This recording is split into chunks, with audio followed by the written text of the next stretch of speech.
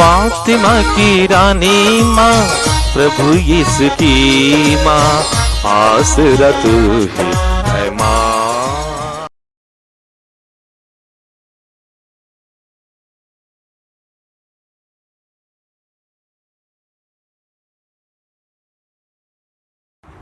पहला पाठ नबी यिर्मयाह का ग्रंथ, अध्याय 26, पद संख्याएं 1 से 9 तक। योशिय्याह के पुत्र यूदा के राजा यहोयाकीम के शासन काल के प्रारंभ में यिर्मयाह को प्रभु की यह वाणी सुनाई पड़ी।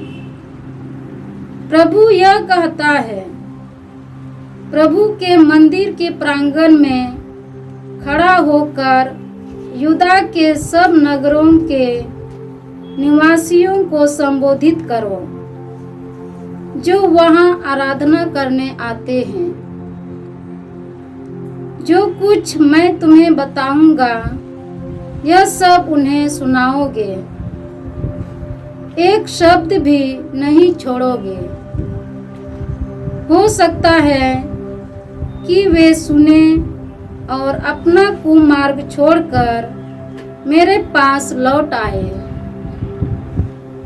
तब मैं भी अपना मन बदलकर उनके पापों के कारण उस पर विपत्ति भेजने का अपना विचार छोड़ दूंगा। इसीलिए उनसे कहो, प्रभु यह कहता है, यदि तुम लोग मेरी बात नहीं सुनोगे और उस संहिता का पालन नहीं करोगे जिसे मैंने तुमको दिया है, यदि तुम मेरे सेवकों की उन नबियों की बातें नहीं सुनोगे जिन्हें मैं व्यर्थ ही तुम्हारे पास भेजता रहा, तब मैं इस मंदिर के साथ वही करूंगा जो मैंने शीलो के साथ किया, और मैं इस नगर की पृथ्वी के राष्ट्रों की दृष्टि में अभिशाप की वस्तु बना दूंगा। याजकों, नबियों और सभी लोगों ने प्रभु के मंदिर में यिर्मयाह का यह भाषण सुना। जब यिर्मयाह प्रभु के आदेश के अनुसार जनता को यह सब सुना चुका था, तो याजक, नबी और सब लोग यह कहते हुए उस पर टूट पड़े, तुमको मरना ही होगा। तुमने क्यों प्रभु के नाम पर भविष्यवाणी की है कि यह मंदिर शीलो के सदृश और यह नगर एक निर्जन खंडहर हो जाएगा। सब लोगों ने प्रभु के मंदिर में यिर्मयाह को घेर लिया। प्रभु की वाणी। ईश्वर को धन्यवाद। भजन अनुवाक्य। हे ईश्वर, तू दयालु और सत्य प्रतिज्ञा है, तू मेरी सुनने की कृपा कर। हे ईश्वर, तू दयालु और सत्य प्रतिज्ञा है, तू मेरी सुनने की कृपा कर। जो अकारण मुझसे बैर रखते हैं, उनकी संख्या मेरे सिर के बालों से भी अधिक है। जो अकारण मेरा विरोध करते हैं, वे मुझसे शक्तिशाली हैं। जो चीज मैंने चुराई ही नहीं, उसे मुझे लौटाना पड़ता है। अनुवाक्य। हे ईश्वर, तू दयालु और सत्य प्रतिज्ञा है, तू मेरी सुनने की कृपा कर। हे ईश्वर, तू दयालु और सत्य प्रतिज्ञा है, तू मेरी सुनने की कृपा कर। तेरे ही कारण लोग मुझे ताना मारते और मेरा उपहास करते हैं।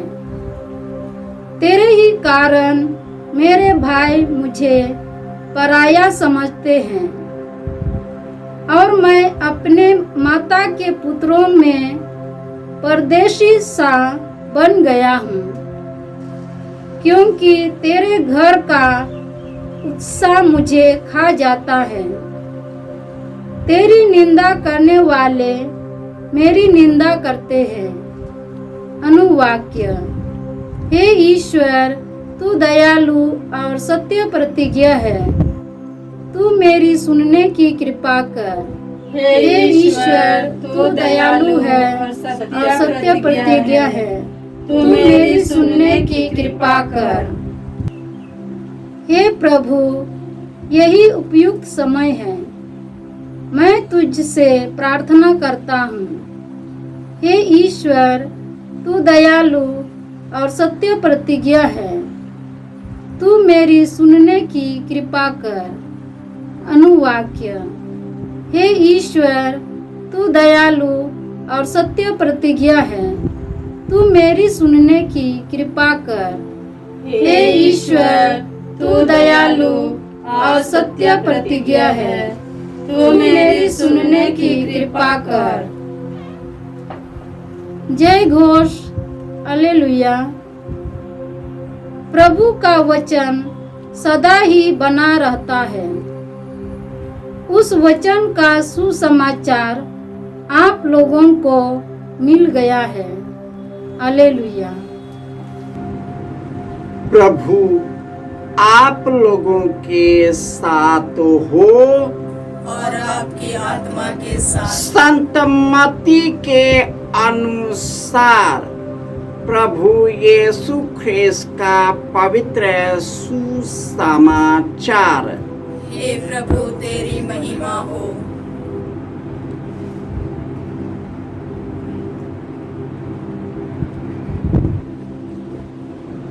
अध्याय 13 पद संख्याएं 53 से 58। यीशु अपने नगर आए और लोगों को उनके सभागृह में शिक्षा देने लगे। वे अचंभे में पड़कर कहने लगे, इसे यह ज्ञान और सामर्थ्य कहाँ से मिला? क्या यह पढ़ई का बेटा नहीं है? क्या मरियम इसकी मां नहीं? क्या याकूब, योसेफ, सीमोन और यूदस इसके भाई नहीं? क्या इसकी सब बहनें हमारे ही बीच नहीं रहती? तो यह सब इसे कहाँ से मिला? और वे यीशु में विश्वास नहीं कर सके। यीशु ने उनसे कहा, अपने नगर और अपने घर में नबी का स्वागत नहीं होता। लोगों के अविश्वास के कारण उन्होंने वहां बहुत कम चमत्कार दिखाए।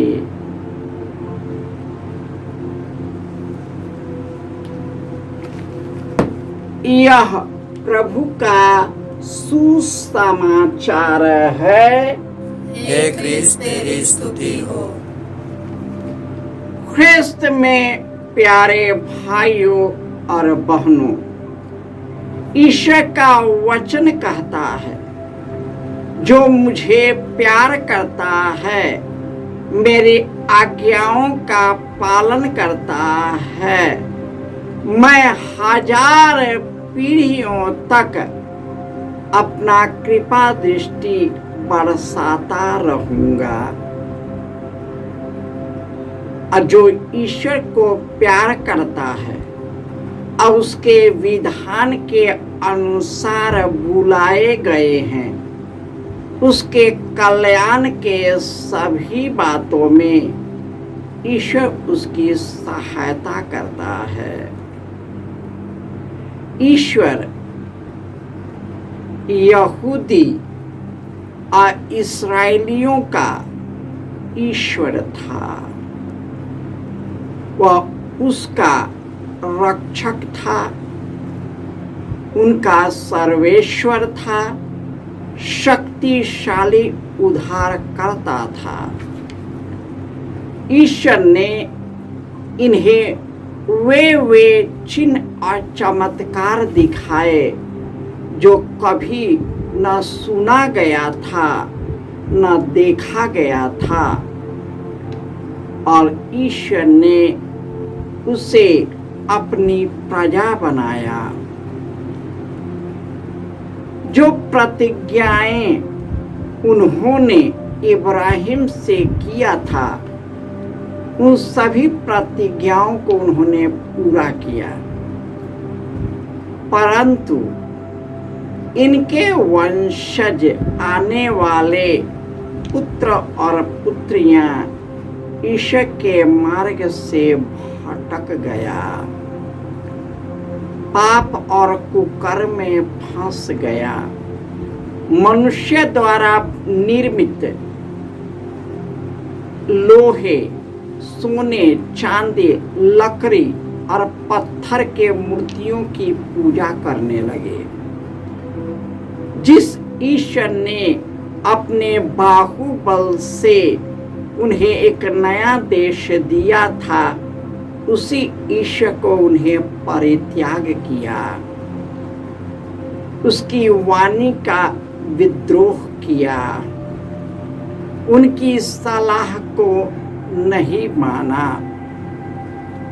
उसने उसके विरुद्ध षड्यंत्र रचा, कुकर्म किया, पाप पर पाप करता चला गया।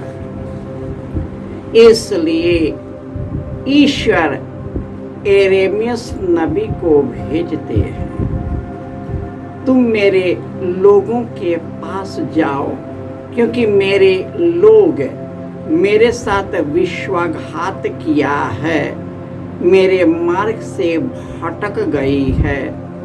तुम मेरा वचन को सुनाओ और उसे चेतावनी दो कि यदि तूने नहीं सुना तो तुम सभी अपने पाप और कर्मों में मर जाओगे। परंतु जब ईश्वर की आज्ञा अनुसार जब यिर्मयाह नबी जाते हैं, वे उनके जीवन का भविष्यवाणी करते हैं। जो ईश्वर ने उसे कहा था, उसके लोगों ने उसे पकड़ लिया, उसे मार डालने का षड्यंत्र रचा, क्योंकि वह कहते हैं यह मेरे मंदिर और मेरे राजा और राजघराने के नाम पर भविष्यवाणी करता है। जब मनुष्य सच्चाई बोलता है तो सच्चाई स्वीकार करने से लोग इनकार करते हैं। मनुष्य इस संसार में रम जाता है, अपने शरीर की वासना और स्वार्थ में रम जाता है। देवी की पूजा करना मानो मनुष्य द्वारा निर्मित वस्तु की पूजा करना, जो न उसका अस्तित्व निहित है, न उसमें कोई प्राण देने की शक्ति है। प्रभु यीशु जैसे वे मिशन कार्य में लगे हुए थे, वे अपने नगर आए, लोगों को स्वर्ग राज्य का शुभ संदेश सुनाया, कई लोगों को चंगा किया, लेकिन उनके अपने लोगों ने उसे स्वीकार नहीं किया। जिस प्रकार इस्राएलियों ने अपने ईश्वर का परित्याग किया, उसी प्रकार यीशु के नगर के वासी उन्हें तिरस्कार करता है, उस पर विश्वास नहीं करता। लेकिन प्रभु यीशु इससे घबराते नहीं। वे ईश्वर की महिमा, पिता ईश्वर की महिमा के लिए वे उस कार्य को जारी करते हैं, बशर्ते उनके मिशन कार्य में कई चुनौतियां और कई तरह के संघर्षों से गुजरना पड़ता है, परंतु वह अपने मिशन कार्य में आगे बढ़ते हैं। ईश्वर ने हमें पवित्र आत्मा दिया है, जो यीशु ने हमें देने की भविष्यवाणी की थी। पेंतेकोस्त के दिन वह पूरा हुआ और आज भी पवित्र आत्मा हम लोगों में निहित है। यीशु के मिशन कार्य और यीशु और ईश्वर के मार्ग की ओर ले चलता है, हमें उन्मुख करता है।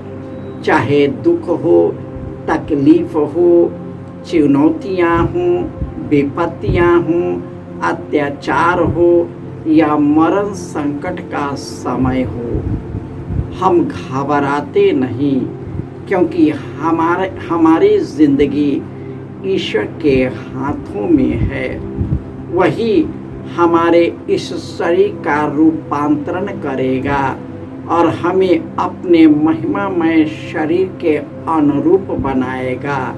अब फिर वह शरीर कभी नहीं मरेगा। जय यीशु।